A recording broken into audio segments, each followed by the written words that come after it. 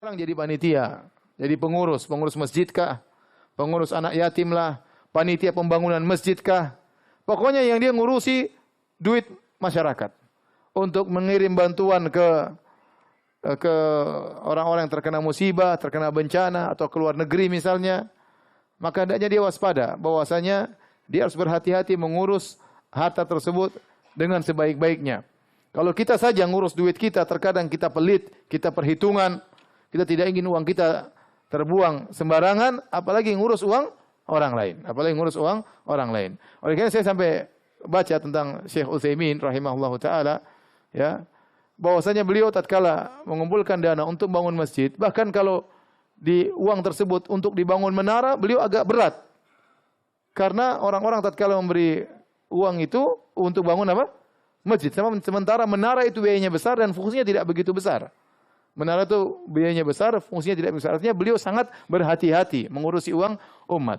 Sampai disebutkan beliau tatkala membuat yayasan atau membuat suatu jum'iyah, ya, kemudian dibuat papan nama, beliau bilang jangan pakai uang masyarakat, pakai uang saya aja ya. Beliau tidak memakai uang masyarakat karena masyarakat tentunya tidak membantu untuk buat masalah ini, buat papan nama ya. Jadi maksud saya hati-hati kalau kita mengurus uang masyarakat. Ini uang orang, kita akan diminta pertanggungjawaban oleh Allah Subhanahu wa taala. Lebih hati-hati daripada mengurus uang sendiri. Kalau uang kita enggak ada masalah, mau habis enggak ada masalah, itu uang kita sendiri. Tapi kalau uang orang, lebih hati-hati, ya. Maka hati-hati bagi para pengurus ya. Kalau ngumpulin dana, hati-hati Anda bertanggung jawab kalau ngumpulin dana, ya.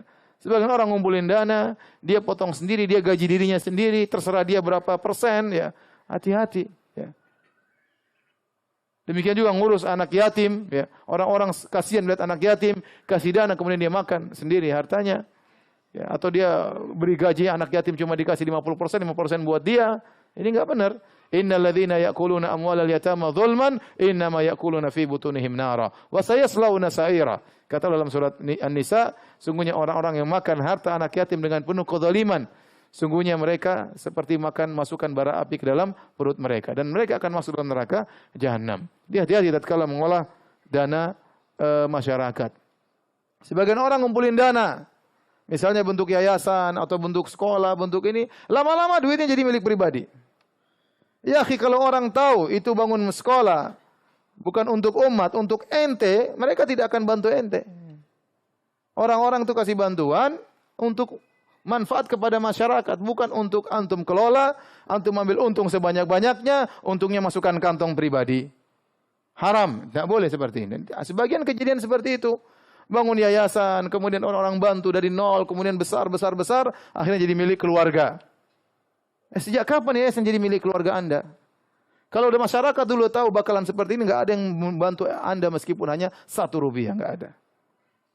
Maka bertakwalah kepada Allah, nasib Anda bahaya pada hari kiamat kelak.